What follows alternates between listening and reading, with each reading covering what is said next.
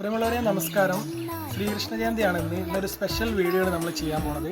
വർഷങ്ങളോളമായിട്ട് ശ്രീകൃഷ്ണ ജയന്തി ദിവസം തിരുനാവായ ക്ഷേത്രത്തിലെത്തുന്ന എല്ലാ ഭക്തജനങ്ങൾക്കും അവിൽ പ്രസാദമായിട്ട് തയ്യാറാക്കുന്ന ഒരു വീടുണ്ട്.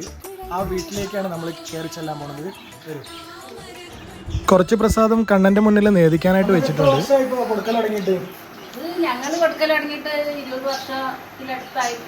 വർഷമായിട്ടുണ്ടാവും അല്ലേ? എല്ലാവർക്കും കിട്ടാറുണ്ടോ? ഇവിടെയൊക്കെയാണ് ചേർത്തിട്ടുള്ളത്.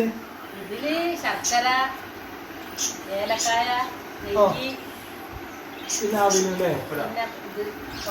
കൊട്ടത്തേങ്ങ കട്ട് ചെയ്തിട്ടുണ്ട് അല്ലേ? ക്ഷേത്രത്തില് എത്ര 1300 പാക്കറ്റ് ഞങ്ങള് വർഷം കൊടുക്കാറുണ്ട്. എല്ലാവർക്കും സാധാരണ കിട്ടാറുണ്ട്. 4-5 ശോഭയാത്ര ഒരുമിച്ച് തിരുനാവായ നവോദയ ക്ഷേത്രത്തിൽ വെച്ചിട്ടാണ് സമാപനം നടത്തുന്നത്. പോകുന്നതിന്റെ അവിടുന്നാണ് നമ്മുടെ ഇതെടുക്കുന്നത്. ശോഭയാത്ര നവോദയ ക്ഷേത്രത്തിൽ സമാപനം. ഇത് 20 വർഷം പോലെ ആയി. ഇപ്പൊ അച്ഛനായിട്ട് തുടങ്ങി വെച്ചതായിരുന്നു. 5 കിലോ അവിലായിരുന്നു നമ്മൾ ആദ്യം കൊടുത്തിരുന്നത്. ഇപ്പൊ അത് 25 കിലോ 30 കിലോ അവിലിന്റെ അടുത്തുള്ള 1200 പാക്കറ്റോളം നമ്മള് വർഷം കൊടുക്കാറുണ്ട്.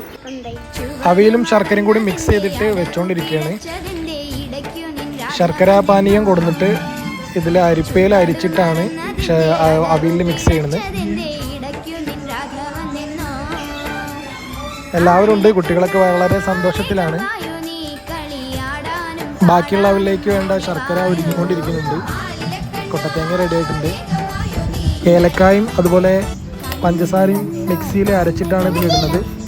അതും കൂടി ആകുമ്പോൾ ടേസ്റ്റ് അടിപൊളിയായിരിക്കും. നവാമുകുന്ദ ക്ഷേത്രത്തിൽ ശ്രീകൃഷ്ണ ജയന്തിയോടനുബന്ധിച്ച് എത്തുന്ന എല്ലാ ഭക്തജനങ്ങൾക്കും വർഷങ്ങളോളമായിട്ട് അവിൽ കൊടുത്തുകൊണ്ടിരിക്കുകയാണ് ഈ വീട്ടിലുള്ളവർ. എന്തായാലും ഇവർക്ക് ഒരുപാട് നന്ദി, ഇങ്ങനെയുള്ളൊരു നല്ല കാര്യം ചെയ്യുന്നതിന്. എനിക്കും കിട്ടിയിട്ടുണ്ട്. ഞാനൊന്ന് കഴിച്ചു നോക്കട്ടെ. നല്ല ടേസ്റ്റ് ഉണ്ട്, അടിപൊളിയാണ്. നല്ല അവിൽ ശർക്കര ഏലക്കായ ഒക്കെ ഇട്ട് മിക്സ് ചെയ്തിട്ട് നല്ല അടിപൊളി ടേസ്റ്റാണ്. അപ്പോൾ വൈകുന്നേരം എല്ലാവരും ക്ഷേത്രത്തിൽ എത്തിയിട്ട് കഴിക്കുക. അവിടെ നിന്നുള്ള വീഡിയോ കൂടി നമ്മളിതിൽ ആഡ് ചെയ്യുന്നുണ്ട്. ഓക്കെ, നമസ്കാരം.